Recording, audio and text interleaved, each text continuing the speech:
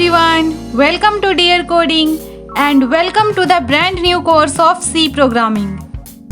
आज हम लोग escape sequences के बारे में पढ़ेंगे। escape sequence क्या होता है, C Programming में कौन कौन से escape sequences हैं, what is escape sequence and what escape sequences are available in C। इस लेक्चर में हमें यही सब पढ़ना है, तो चलिए शुरू करते हैं। ये छोटा सा एक C प्रोग्राम है, ये हेलो वर्ल्ड प्रोग्राम के जैसा ही है। इस प्रोग्राम में हम स्क्रीन पर हेलो डियर कोडिंग प्रिंट करवा रहे हैं। तो मैं इस प्रोग्राम को रन करती हूँ, रन कोड, और आउटपुट में स्क्रीन पर हेलो डियर कोडिंग लिखा हुआ आ गया है। हेलो डियर कोडिंग एक लाइन में ही लिखा हुआ है। मैं चाहती हूँ कि हेलो एक लाइन में आए, फिर दूसरी लाइन में डियर लिखा हुआ आए और फिर तीसरी लाइन में कोडिंग लिखा हुआ आए। तो ऐसा हम कैसे कर सकते हैं? पहले टर्मिनल विंडो को क्लोज करते हैं। अब मुझे 3 लाइन में आउटपुट चाहिए। फर्स्ट लाइन में हेलो, सेकंड लाइन में डियर, फिर थर्ड लाइन में कोडिंग। मतलब मुझे 3 प्रिंटएफ स्टेटमेंट की ज़रूरत पड़ेगी। तो मैं इस प्रिंटएफ स्टेटमेंट को डुप्लीकेट कर देती हूँ। इस लाइन पर कहीं भी कर्सर रखकर हमें alt shift down arrow press कर देना है एक बार और अब फर्स्ट लाइन में हमें सिर्फ हेलो चाहिए, तो यहाँ से सारा मैं डिलीट कर देती हूँ। सेकेंड लाइन में डियर आना चाहिए और थर्ड लाइन में कोडिंग। अब हम कोड को रन करते हैं, रन कोड। अरे पर ये स्पेस कैसे आ गया? अच्छा, ये तो पहले का आउटपुट है। अभी हमने जो प्रोग्राम रन किया है उसका आउटपुट यहाँ आया है। जैसे मैं इस टर्मिनल विंडो को यहाँ से क्लोज करने की बजाय डिलीट कर देती हूँ और अब फिर से रन कोड करती हूँ, तो अब एक फ्रेश न्यू टर्मिनल विंडो में हमारा आउटपुट आया है। प्रीवियसली हमने जो भी प्रोग्राम्स रन किए थे उनके आउटपुट्स डिलीट हो गए हैं। ओके, अब आउटपुट पर ध्यान दो। हमें क्या आउटपुट चाहिए था? हमें फर्स्ट लाइन में हेलो, सेकंड लाइन में डियर और फिर थर्ड लाइन में कोडिंग लिखा हुआ चाहिए था। पर आउटपुट में एक ही लाइन में हेलो डियर कोडिंग लिखा हुआ आया है, प्लस इन वर्ड्स के बीच में स्पेस भी नहीं है इस बार। तो अब क्या किया जाए? डियर और कोडिंग को नेक्स्ट लाइन में कैसे लाया जाए? इसके लिए हम \n इन 2 कैरेक्टर्स का यूज़ करेंगे। हेलो के बाद हमें न्यू लाइन चाहिए, तो हम यहाँ पर लिखेंगे \n। उसके बाद डियर को नेक्स्ट लाइन में लिखने की ज़रूरत नहीं है, डियर को यहाँ से हटाएंगे और यहाँ पर पेस्ट कर देंगे। उसके बाद फिर से हमें न्यू लाइन चाहिए, तो \n और फिर कोडिंग, और इन दोनों प्रिंटएफ स्टेटमेंट्स को डिलीट कर देंगे। अब हम रन कोड करते हैं, रन कोड, और इस बार आउटपुट में सभी वर्ड्स अलग अलग लाइन में प्रिंट हुए हैं। फर्स्ट लाइन में हेलो, सेकंड लाइन में डियर और फिर थर्ड लाइन में कोडिंग। तो आपको समझ आ गया होगा कि जब भी हमें नेक्स्ट लाइन में कुछ प्रिंट करवाना है तो हम \n इन 2 कैरेक्टर्स का यूज़ करेंगे। n का मतलब है न्यू लाइन और \, एक एस्केप कैरेक्टर है। \n एक एस्केप सीक्वेंस है। तो हेलो के बाद हमने \n लिख दिया। इससे हेलो के बाद जो कर्सर था वो नेक्स्ट लाइन में आ गया और डियर फिर नेक्स्ट लाइन में प्रिंट हुआ। मतलब स्क्रीन पर आउटपुट ऐसे प्रिंट हुआ। पहले स्क्रीन पर HELLO प्रिंट हो गया, उसके बाद प्रिंटएफ को \, दिखा। तो प्रिंटएफ को समझ आया, अच्छा अब मुझे सीधा एक लाइन में प्रिंट करते हुए नहीं जाना है, मुझे यहाँ पर रुकना है और देखना है कि \, के जस्ट बाद कौन सा एक कैरेक्टर लिखा है, क्योंकि उस कैरेक्टर का कुछ स्पेशल मीनिंग है। यहाँ पर \, के बाद n लिखा हुआ है। n का मतलब होता है न्यू लाइन। तो इससे प्रिंटएफ को समझ आया, अच्छा अब मुझे जो ये कर्सर है यहाँ पर इसको नेक्स्ट लाइन में ले जाना है। तो फिर कर्सर नेक्स्ट लाइन में आ जाता है और फिर इसके बाद वो DEAR प्रिंट करता है। इसके बाद फिर से उसे \, कैरेक्टर दिखता है। तो फिर यहाँ प्रिंटएफ रुक जाता है और देखता है कि \, के बाद कौन सा कैरेक्टर है। फिर से n लिखा हुआ है, n मतलब न्यू लाइन, मतलब कर्सर को फिर से न्यू लाइन में लेकर आना है। तो अब कर्सर सेकंड लाइन में डियर के R के बाद थर्ड लाइन में आ गया और थर्ड लाइन में CODING प्रिंट हो गया इस तरह से। ओके, तो एस्केप सीक्वेंस क्या होता है? Escape sequence is the sequence of character which has indirect meaning when it placed with in double quotes. Escape sequences एक सीक्वेंस ऑफ कैरेक्टर को बोलते हैं।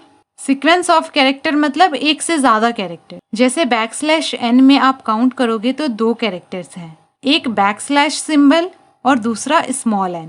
तो \n को बोलेंगे सीक्वेंस ऑफ कैरेक्टर।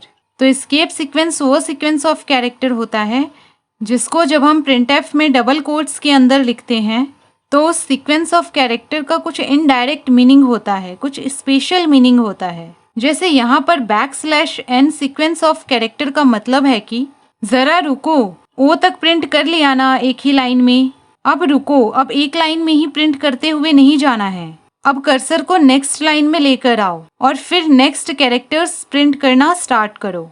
ठीक है, तो ये होता है एस्केप सीक्वेंस। सिर्फ एक \n एस्केप सीक्वेंस ही नहीं है सी में और भी कई सारे एस्केप सीक्वेंसेस हैं जो मैं इस लेक्चर में आपको आगे बताऊंगी। Escape sequences optimise some of the repetitive tasks while programming. Repetitive tasks मतलब जो काम हमें बार बार करना पड़ रहा है। एस्केप सीक्वेंसेस हमारा समय बचाते हैं। कुछ ऐसे काम जो हमें बार बार करना पड़ रहा हो, एस्केप सीक्वेंसेस की मदद से हम एक बार में ही कर सकते हैं। जैसे अब हमें स्क्रीन पर कोडिंग के बाद नेक्स्ट लाइन में you are awesome text print करवाना है। यू और आर के बीच में कुछ स्पेस दिया गया है और आर और ऑसम के बीच में भी कुछ स्पेस देना है। जितना स्पेस यू और आर के बीच में है उतना ही स्पेस आर और ऑसम के बीच में भी है। कितना स्पेस है, आइए काउंट करते हैं कितना स्पेस है। 1 2 3 4 5। कैसे प्रिंट करवा सकते हैं हम इसको, आइए देखते हैं। प्रिंटफ स्टेटमेंट को मैं डुप्लीकेट कर लेती हूँ। Alt shift down arrow press करना है आपको अपने कीबोर्ड पर और मैं इसको डिलीट कर देती हूँ और मैं लिख रही हूँ U 1 2 3 4 5 R 1 2 3 4 5 awesome. Run code और आउटपुट में यू आर ऑसम प्रिंट हो गया है, पर ये कोडिंग के जस्ट बाद प्रिंट हो गया है इसी लाइन में। हमें ये नेक्स्ट लाइन में प्रिंट करना है, तो यहाँ कोडिंग के बाद \n लिख देंगे।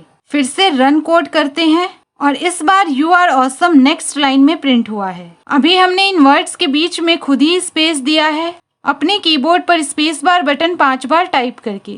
इस मैनुअल टास्क को हम एस्केप सीक्वेंस की मदद से आसानी से कर सकते हैं। यहाँ U और R के बीच में मैनुअली स्पेस देने की बजाय \t लिख देंगे। ऐसे ही R और ऑसम के बीच में भी स्पेस हटाकर \t लिख देंगे। T का मतलब है टैब।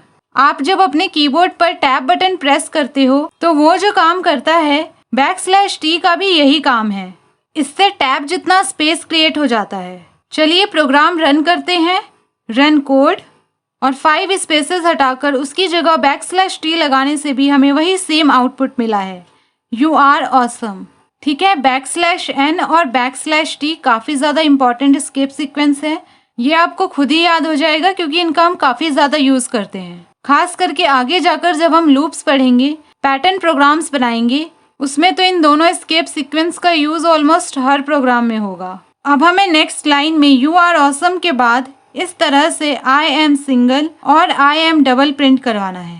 सिंगल सिंगल कोट्स में होना चाहिए और डबल डबल कोट्स में होना चाहिए। चलिए देखते हैं इसको कैसे लिखेंगे। इस प्रिंटफ स्टेटमेंट को डुप्लीकेट कर लेंगे, ऑल्ट शिफ्ट डाउनवर्ड एरो एक बार और यहाँ हमें लिखना है I am double. Double double quotes में होगा। आप देख सकते हो डबल के नीचे रेड अंडरलाइन आ रहा है, मतलब इससे एरर आएगा। फिर भी रन करते हैं पहले और यहाँ एरर आया है डबल के लिए, क्योंकि प्रिंटफ स्टेटमेंट में जो डबल कोट्स यूज़ करते हैं वो तो यहाँ तक ख़त्म हो गया। तो इसके आगे ये सब क्या है, ये कंपाइलर की समझ से बाहर है। और अगर सिंगल वाले की बात करें तो हम इस लाइन को अभी कमेंट कर देते हैं। कमेंट करने का अगर आपको शॉर्टकट पता नहीं है तो मैं आपको बता देती हूँ। जिस भी लाइन को आपको कमेंट करना है वहाँ पर कहीं भी आपको कर्सर रखना है। उसके बाद आपको अपने कीबोर्ड पर कंट्रोल और / एक साथ प्रेस करना है। अगर ये लाइन पहले से कमेंटेड है तो वो कमेंट हट जाएगा और अगर कमेंटेड नहीं है तो कमेंट हो जाएगा। अब प्रोग्राम रन करते हैं, देखते हैं ये लाइन सही से प्रिंट होती है या नहीं। ये तो सही है, I am single in single quotes. तो डबल कोट्स कैसे प्रिंट करवाएं? इसके लिए फिर से एस्केप कैरेक्टर का यूज़ करेंगे। एस्केप कैरेक्टर कौन सा होता है? \, जैसे \n \t, ऐसे ही \/ डबल कोट्स और यहाँ पर भी \/ डबल कोट्स। तो जब भी किसी वर्ड या सेट ऑफ वर्ड्स को डबल कोट्स में लिखना हो तो उस वर्ड को डबल कोट्स में लिखकर दोनों डबल कोट्स के आगे \/ लगा देंगे। प्रोग्राम को रन करते हैं। रन कोड और आउटपुट में I am double in double quotes भी प्रिंट हो गया है। सिंगल कोट्स में भी आप चाहो तो यहाँ पर \/ लगा सकते हो इस तरह से। रन कोड और आप देख सकते हैं आउटपुट सेम है। अब हमें स्क्रीन पर ये 2 लाइंस प्रिंट करवाने हैं। इस लाइन में बैकस्लैश सिंबल, उसके बाद इज, फिर बैकस्लैश, और इस लाइन में परसेंटेज इज परसेंटेज। बहुत इजी है, तो चलिए प्रिंट करते हैं। यहाँ लिखना है बैकस्लैश इज बैकस्लैश और यहाँ लिखना है percentage is percentage. Run code, और जैसा हमने सोचा था वैसा आउटपुट नहीं आया। बैकस्लैश वाले में बैकस्लैश की जगह कुछ भी प्रिंट नहीं हुआ और परसेंटेज से तो ये कुछ और ही आ गया है। अब हम बैकस्लैश के बाद एक और बैकस्लैश लगा देंगे और परसेंटेज के बाद एक और परसेंटेज लगा देंगे तो ठीक आउटपुट आएगा। 2 बैकस्लैश की जगह 1 बैकस्लैश सिंबल प्रिंट होगा और 2 परसेंटेज की जगह 1 परसेंटेज सिंबल प्रिंट होगा। ओके, आपके लिए मैंने सभी इम्पॉर्टेंट एस्केप सीक्वेंसेस को यहाँ पर एक टेबल में लिस्ट कर दिया है। फर्स्ट कॉलम में एस्केप सीक्वेंस है, उसके बाद ये एस्केप सीक्वेंस क्या करता है, डिस्क्रिप्शन, उसके बाद एक एग्जाम्पल दिया है और फिर आउटपुट। आप इसका स्क्रीनशॉट ले सकते हैं। सी में इतने ही एस्केप सीक्वेंसेस नहीं हैं, और भी एस्केप सीक्वेंसेस हैं, जैसे बैकस्लैश बी ये बैकस्पेस के लिए होता है, बैकस्लैश एफ फॉर्म फीड के लिए होता है, backslash R carriage return, backslash A alert. इनके बारे में हम बाद में पढ़ेंगे क्योंकि इनकी अभी हमें ज़रूरत नहीं पड़ेगी। एस्केप सीक्वेंसेस के बारे में अभी भी हम बहुत सारी बातें कर सकते हैं, पर एज अ बिगनर आपके लिए जो इम्पोर्टेंट था एस्केप सीक्वेंसेस के बारे में समझना, वो सब मैंने आपको समझा दिया है। अब मैं आपको एक छोटा सा असाइनमेंट दे रही हूँ। इस असाइनमेंट में आपको कंसोल पर 4 शेप्स प्रिंट करवाने हैं। पहला शेप है स्क्वायर, फिर ये फुल ट्राइंगल इस तरह से प्रिंट करवाना है, स्माइली ट्राइंगल।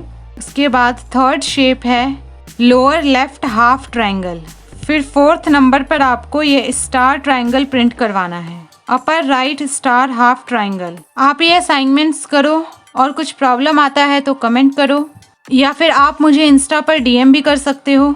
मिलते हैं नेक्स्ट वीडियो में। Keep coding, bye, take care.